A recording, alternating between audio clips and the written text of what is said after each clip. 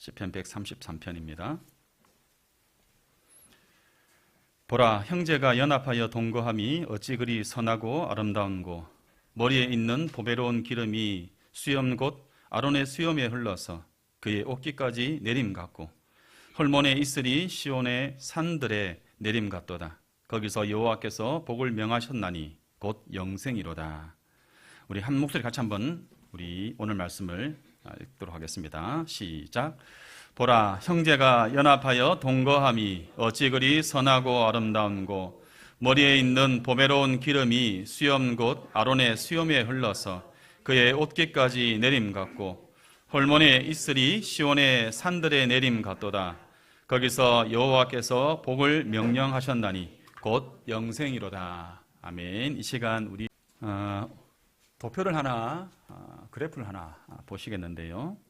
보시는 그래프는 잘 보이지 않지만 제가 설명을 드리도록 하겠습니다. 1인 가구 비율이 어떻게 이렇게 증가하고 있는가를 2000년도부터 해서 2023년까지, 그러니까 재작년까지 데이터를 이제 그래프로 표시하고 있습니다. 맨 가운데 있는 것이 전체 우리 가구 중에 몇 프로가 1인 가구냐를 표시하는 것입니다. 그것이 35.5%가 됩니다. 그리고 밑에 두 줄이 있는데요. 밑에 두 줄에 보면 위에 것이 20대, 30대, 2030 세대 가운데 1인 가구가 얼만큼 차지하고 있느냐. 35.5에서 몇 프로 정도냐 하면 12.2%입니다. 3분의 1이죠. 33%. 그리고 6, 70대, 6070에서는 10%가 1인 가구 비율입니다. 그래서 세 가정에 한 가정 못 미치는 것이 한 가구가 6, 70대의 1인 가구이고, 2030은 전체 35.5%에서 12.5%가 2030 가구 세대에서 1인 가구를 차지하고 있다라는 그러한 데이터를 우리에게 보여줍니다. 증감으로 보면 예전에는 15.5% 정도가 1인 가구였습니다. 전체 합해서. 근데 이것이 이제 35.5%로 증가했죠. 그런데 그럼 4인 가구는 어떻게 됐느냐? 4인 가구는 2000년도에는 31%였습니다. 31%였는데 지금 4인 가구는 전체 가구 중에 여러분 몇 퍼센트일까요? 전체 가구인데 옛날에는 4인 가구 이상이 31%였는데 지금은 13.3%. 그럼 4인 가구가 10가정에 한두 가정, 10가구 중에 한두 가구만 4인 이상의 가구인 것이죠. 그리고 20대, 30대는 2000년도에는 6.5%에서 2배가 늘어납니다. 12.5%. 그리고 6070은 4.4에서 10%, 2배 이상 증가하게 됩니다. 그래서 이것을 이제 분석한 사람들의 이야기를 들어보면 1인 가구가 늘어나게 된 이유가 무엇이냐? 무엇이겠습니까? 가장 먼저는 혼인율이 감소합니다. 그리고 같은 연령대에 있어서 비해서 이 결혼 적령기가 계속 늦어지고 있는 거예요. 그래서 원래 20대 후반에서 30대가 되면 가정을 꾸려야 되는데 가정을 꾸리지 못하고 싱글로 사는 사람들이 많아졌다라는 것이죠. 그리고 실제 또 독신을 이제 생각하고 사는 사람들이 증가했다.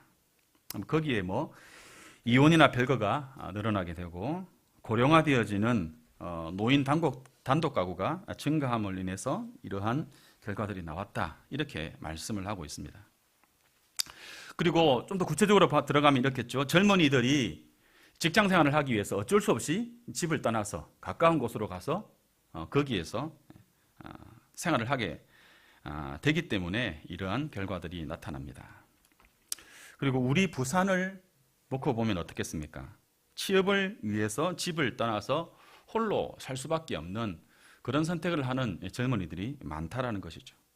그래서 이 4인 가구가 31%에서 13%, 2.5배나 감소하는 그러한 상황 가운데 있습니다. 지난 시간에 우리는 가족 범위가 축소되고 있다라는 말씀을 드렸는데요. 이 1인 가구의 증가가 또 그러한 현상을 더 부추기는 원인 중에 하나가 되는 것이죠. 오늘 본문에서는 형제가 연합하여 동거한다라는 그러한 내용을 가지고 말씀을 전하기 전에 우리 사회가 어떻게 변하고 있는가에 대해서 먼저 말씀을 드렸습니다. 자, 오늘 본문인 시편 133편은 그 부제가 있습니다. 성전에 올라가는 노래다라는 부제가 있습니다. 다시 말해서 성전에 올라가며 부르는 노래다라는 것입니다. 여러분이 잘 알고 있는 시편 121편 내가 산을 향하여 눈을 들리라 나의 도움이 어디서 올까라는 그 시편도 시편 121편도 동일하게 성전에 올라가는 노래입니다. 이 성전에 올라가며 부르는 노래라고 해서 여러분 매주 안식일에 성전을 오가는 사람들이 부르는 노래다 이렇게 생각하려면 안 됩니다. 성전은 오직 예루살렘 한 곳에만 있죠. 그래서 이 성전에 오른다라는 것은 쉽지 않은 선택입니다. 절기를 위해서 성전을 찾는 이 순례자들이 생겨나게 되고 그 순례자들이 이 성전을 올라가는 모습 그리고 그들이 부르는 노래가 바로 오늘 시편 133편 성전에 올라가는 노래다라는 것입니다. 이 성전을 평생에 한 번이라도 방문하기 위해서 순례의 길을 떠나는 이들이 있습니다. 그래서 이 성전을 향해 가는 이 순례의 길은 상당한 시간과 수고와 위험마저 감수해야 하는 그러한 순례의 여정입니다. 이런 이들이 성전을 오르며 부르는 노래가 오늘 시편이다.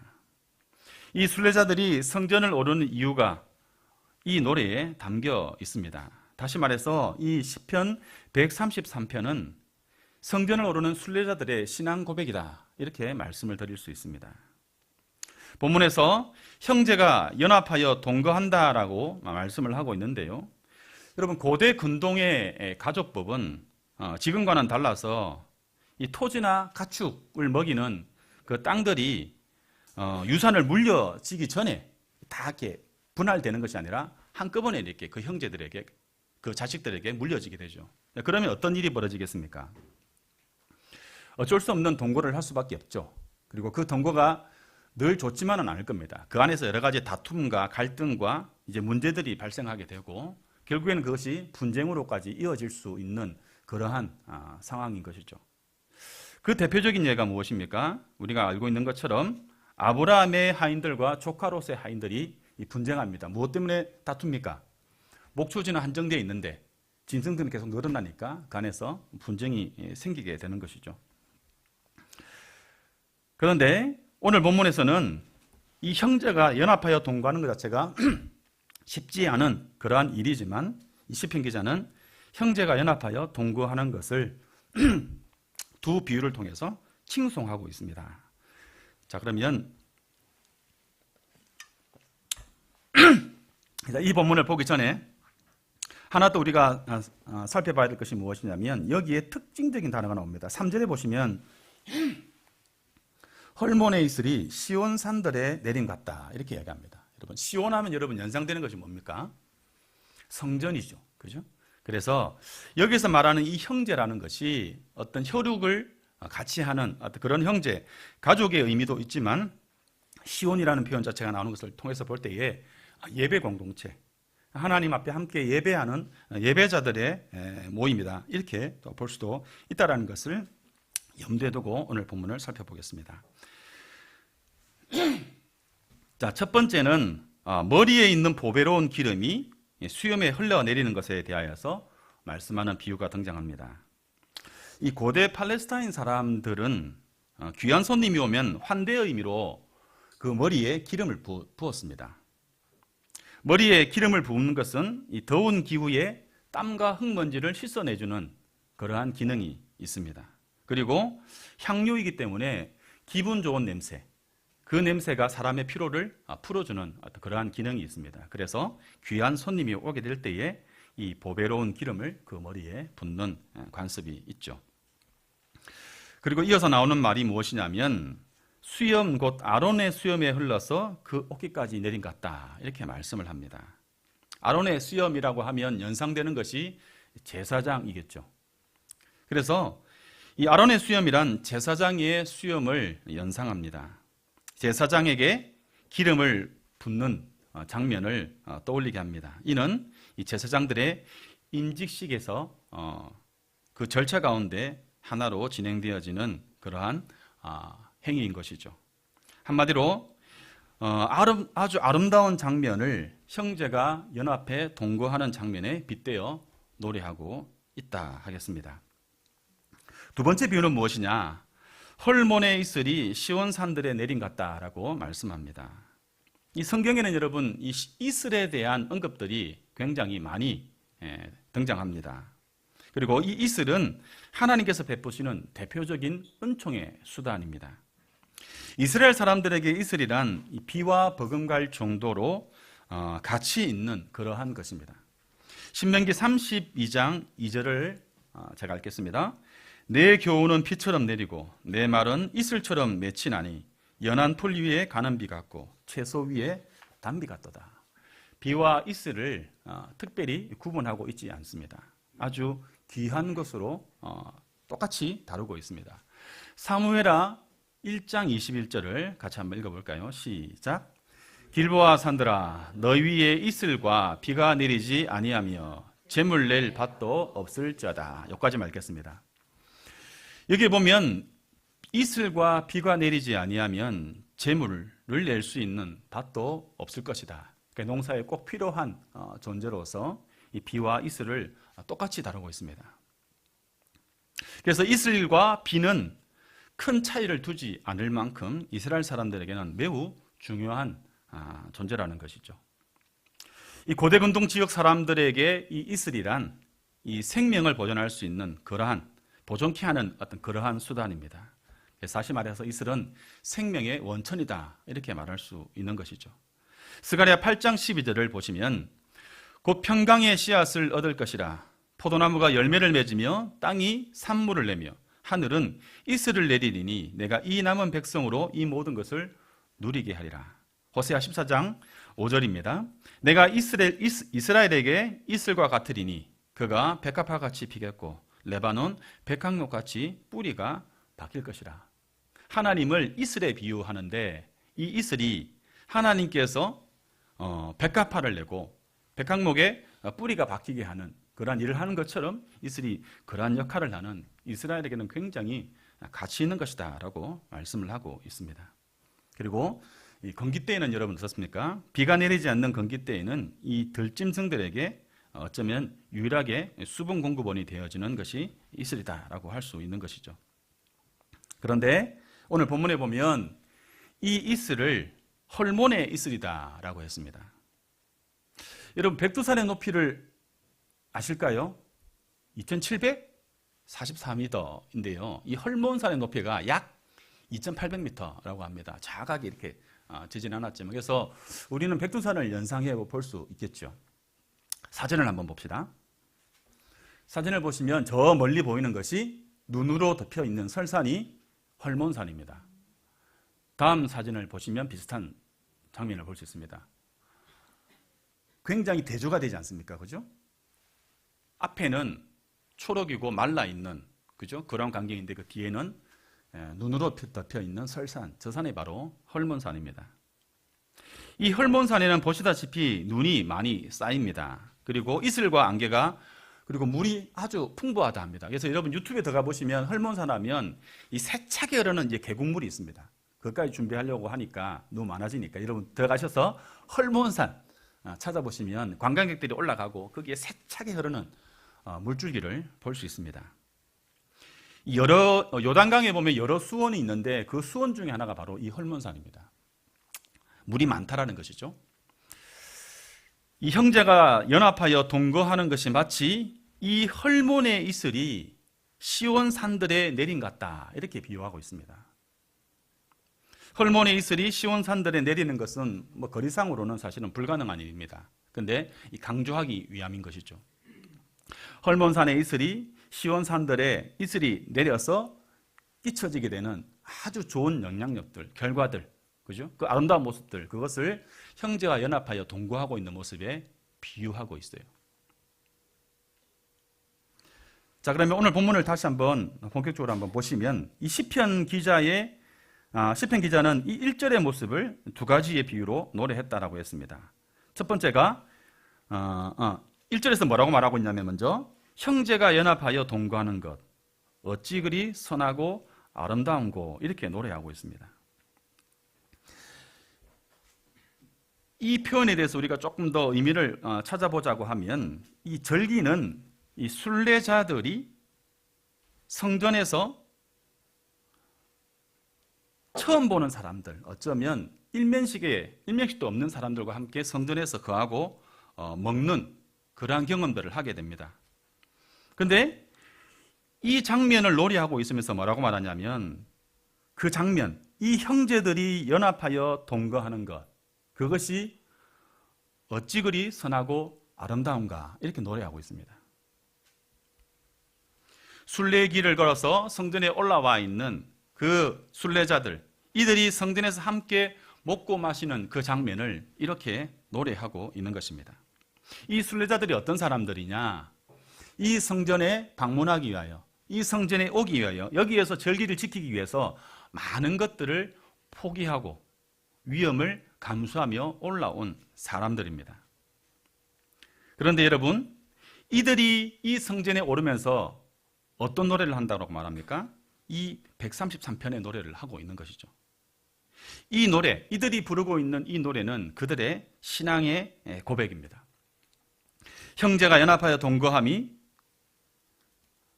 어찌 그리 아름다운고.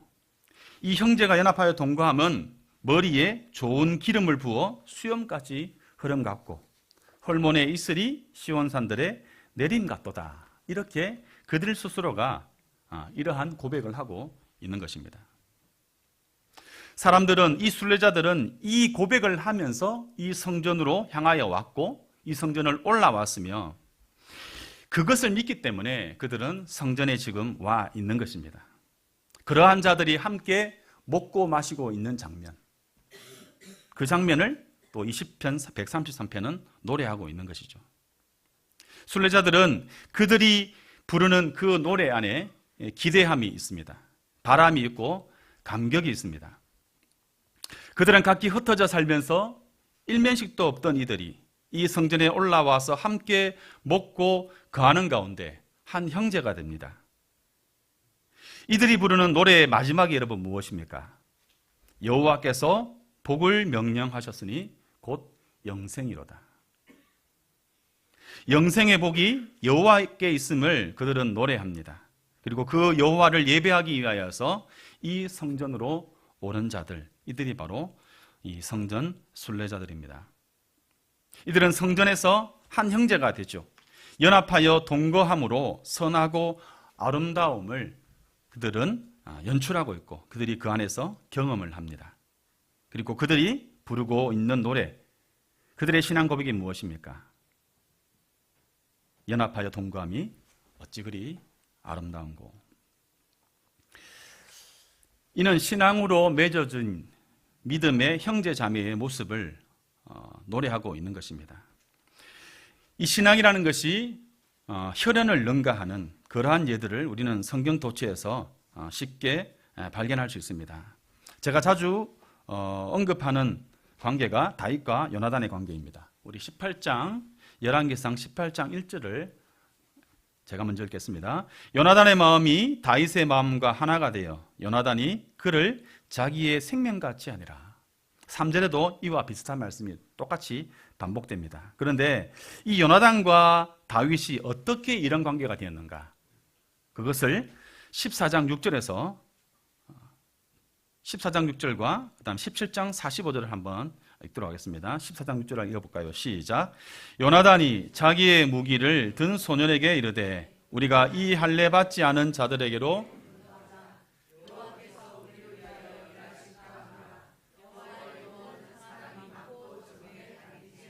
요나단의 고백입니다. 그죠?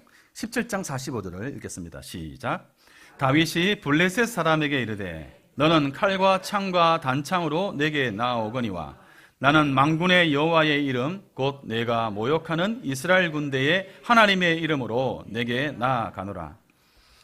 이 두 사람이 표현은 다르지만 동일한 메시지, 동일한 고백을 하고 있습니다.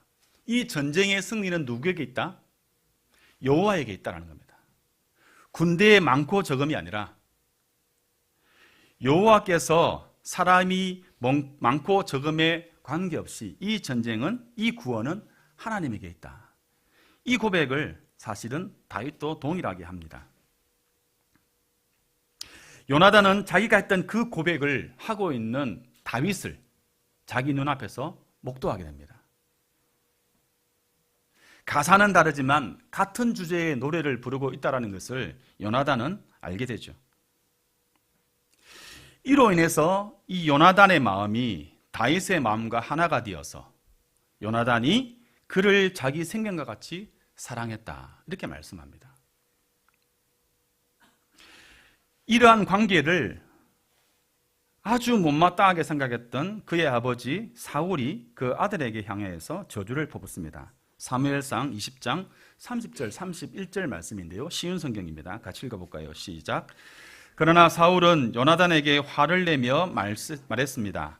이 바보 같은 놈아, 난 이새의 아들 다윗의 편인 줄 알고 있었다. 너는 너뿐만 아니라 너를 낳아준 내 어머니도 수치스럽게 만들고 있다. 이새의 아들이 살아있는 한 너는 절대로 왕이 될 수 없고 나라를 가질 수도 없다. 그러니 이제 사람들을 보내어 다윗을 끌고 오너라. 다윗을 반드시 죽여야 한다. 솔로몬의 말은 이새의 아들인 다윗이 살아있으면 너는 절대 왕이 될 수 없다, 이야기를 합니다. 이게 사실인 것이죠. 이렇게 이야기하고 있는 아버지의 저주와 같은 이 말에도 요나단은 그 우정의 관계가 흔들리지 않습니다. 신앙적 우정이 신분과 혈연을 뛰어넘는 대표적인 사례를 우리에게 이 두 관계에서 보여주고 있는 것이죠. 그럴 수 있는 이유는 무엇이냐면 오늘 본문의 말로 하면 같은 노래를 불렀던 사람들이었다라는 것입니다. 오늘 본문의 순례자 공동체는, 즉 예배 공동체는 혈연을 뛰어넘습니다. 이들은 이 성전을 오르며 노래를 불렀습니다. 형제가 연합하여 동거함이 어찌 그리 선하고 아름다운고. 이들은 성전에서 절기를 지내는 가운데, 먹고 마시며 지내는 가운데 그 안에서 한 형제가 됩니다. 이들의 입에서는 동일한 노래를 하고 있습니다. 동일한 신앙 고백을 하고 있습니다. 하나님의 성전을 향하여 나아가는 그 걸음이 결코 녹록지 않습니다. 하지만 하나님을 예배하게 하여 나온 그 믿음의 동지들을 만났을 때에 그들과 함께 먹고 마시며 그 거하는 가운데 그들은 혈연보다 더 진한 관계, 그런 우정관계, 신앙의 공동체가 되어지는 것이죠. 이들의 고백 가운데 핵심은 3절 하반절입니다. 거기서 여호와께서 복을 명령하셨나니 곧 영생이로다. 이것이 이들이 이러한 아름다운 연합을 이루고 순례자의 여정을 기쁨으로 걷게 되는 이유인 것이죠. 여호와께서 복을 명령하셨는데 영생입니다. 지금 성전은 없지만 예배 자리로 나오는 우리가 불러야 할 노래가 이 노래가 아닌가 하는 것이죠. 이 노래를 부르며 가는 길은 어떤 길입니까? 그저 시간이 되어서 가는 걸음이 아니죠. 가야 하기 때문에 가야 하는 그런 걸음이 아니라는 것입니다. 이곳으로 와야 할 만한 가치가 있기 때문에, 영생을 허락하시는 하나님께 예배하러 가는 자리이기 때문에 우리는 그 걸음을 옮기는 것이죠. 이곳에는 믿음의 형제 자매들이 있습니다. 그리고 이곳에는 한 신앙을 고백하는 신앙의 동지들이 있고 하나님의 나라를 위하여 함께 협력할 믿음의 동지들이 이곳에 있습니다. 이곳에 그들이 있기 때문에 우리는 이러한 노래를 부르며 주님 앞으로 나아오는 것입니다. 우리의 걸음은 그저 가야 하기 때문에 가는 그런 걸음이 아니라는 것입니다. 우리가 불러야 할 노래, 이 노래가 바로 시편 133편의 노래입니다. 노래가 가지는 힘을 새삼스럽게 실감하는 그러한 시간들인 것 같습니다. 여러분, 586 세대, 나이로 하면 이제 50대 중후반의 장년들이죠. 이러한 장년들의 전유물로만 생각했던 이 시민운동이 아주 많이 달라졌습니다. 시위를 진행하는 진행자가 일단 젊고 또 남성이기보다는 여성일 때가 많고 행진을 이끄는 사람은 20, 30대의 여성입니다. 과거에는 전혀 찾아볼 수 없는 그런 장면입니다. 그리고 촛불 대신 여러분, 응원봉을 들고 나가는 이유도 바로 이러한 변화에서 비롯된다 하겠습니다. 그 시위의 중심에는 2030 세대와 여성들이 중심을 차지하고 있습니다. 이런 말씀을 드리는 것은 여성들이 낫다라는 것이 아니라 변화가 이렇게 되었다라는 것을 말씀을 드리려고 하는 겁니다. 그리고 그들이 부르는 노래도 달라졌습니다. 지금 시위 현장에는 소녀시대의 다시 만난 세계를 함께 부르죠. 그리고 저는 신인 가수로 알았던 부석순, 저는 부석순이라는 사람이 신인 가수인 줄 알았습니다. 신인 아이돌인 줄 알았는데 아니라 팀 이름이더라고요. 세븐틴이라는 팀의 다른 별칭입니까? 이 부석순의 이 파이팅이라는 노래를 부릅니다. 달라졌죠. 이들은 이러한 노래를 통하여서 함께 연대하고 그들의 생각들을 표현합니다. 이러한 노래를 부른다라는 것은 이 노래 안에 그들이 함께 공유하고 있는 중심된 가치가 있습니다. 이들은 그들과 함께 노래하면서 그것을 통해서 하나가 됩니다. 동지가 되고 어떨 때는 가족보다 더 끈끈한 그러한 공동체 의식을 갖게 됩니다.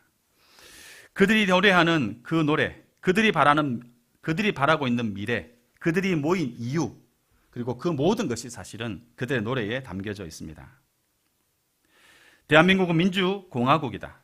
대한민국의 주권은 국민에게 있고 모든 권력은 국민으로부터 나온다. 헌법 1조입니다. 이러한 그들의 가치를 다양한 노래에 실어서 표현하고 있는 것이죠. 어제는 5.18 민주화 운동 전야제가 있었습니다.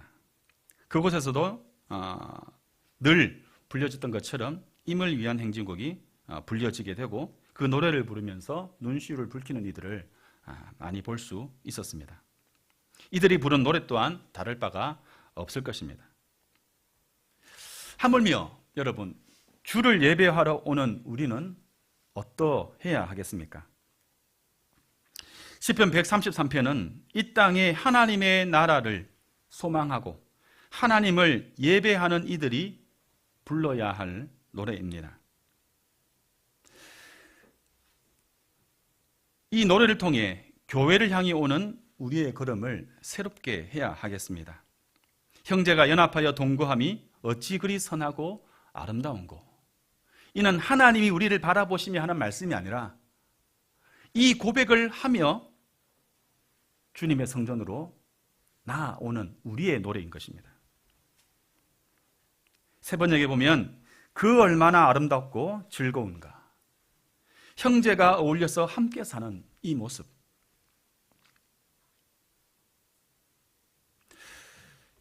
성전을 찾아온 순례자들이 함께 모여 먹고 마시고 거하는 그 모습을 기대하고 소망하는 노래입니다. 여러분 주보를 보시면요, 공동기도문 아래에 보시면 평화교회의 원리와 사명이 나옵니다. 원리와 사명 네 번째 줄, 사명 네 번째 줄을 보시면 좋은 교회, 바른 교회 운동에 참여한다라고 되어 있습니다. 우리 교회는 좋은 교회, 바른 교회다. 이것이 우리가 불러야 하는 노래 말입니다. 시편 기자는 이렇게 노래합니다. 그 얼마나 아름답고 즐거운가. 형제가 어울려서 함께 사는 모습. 주님께서 그곳에서 복을 약속하셨으니 그 복은 곧 영생이다. 우리 교회는 좋은 교회, 바른 교회를 지향합니다. 좋은 교회는 바른 교회이어야 하고 바른 교회는 좋은 교회여야 한다라는 말씀인 것이죠.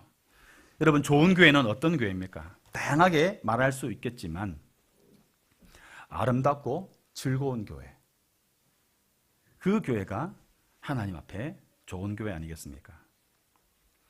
이것이 우리가 불러야 할 노래입니다. 그러나 현실은 어떻습니까? 1인 가구가 늘어나고 있고 특히 2030 연령층들이 차지하고 있는 이 1인 가구의 비중이 전체의 3분의 1을 차지하고 있습니다. 그렇지만 그들에게도 여러분 부를 수 있는 노래가 있으면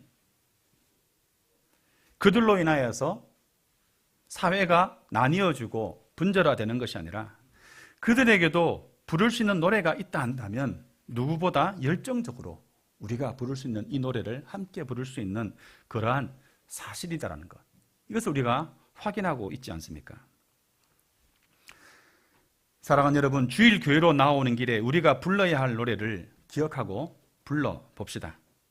그럴 때 여러분 이 노래가 우리의 미래가 될 것입니다.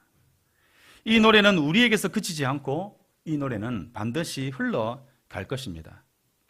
헐몬의 이슬이 시온산들에 내리듯 우리가 우리의 노래를 부르고 또 우리가 그렇게 살아가게 될 때에 이것은 우리의 미래가 될 것이고 다음 세대의 입에서 불려질 그들의 노래가 될 것입니다.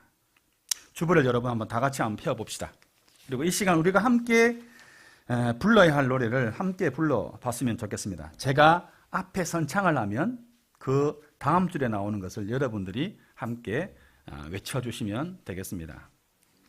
원리와 사명, 하늘의 뜻을 이 땅 위에 이렇게 하시면 됩니다. 그리고 제가 앞에 예수 그리스도를 주님으로 믿는 공동체 하면 여러분들이 색깔 없는 사각형의 내용을 읽어주시면 되겠죠. 자, 먼저 원리와 사명을 먼저 하겠습니다. 우리의 원리와 사명, 예수 그리스도를 주님으로 믿는 공동체, 생명이신 하나님을 예배하는 공동체, 성령이 살아 역사하는 공동체, 하나님 나라를 향한 꿈을 가진 공동체. 여러분 함께 우리 기도합시다.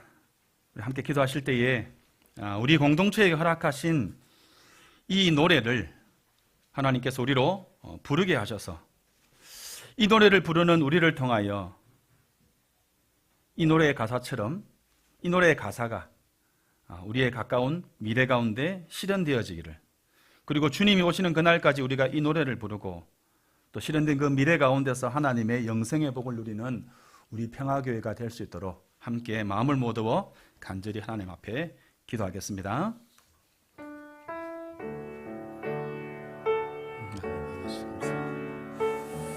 하나님께서 우리를 하나님의 나라에 하나님의 꿈에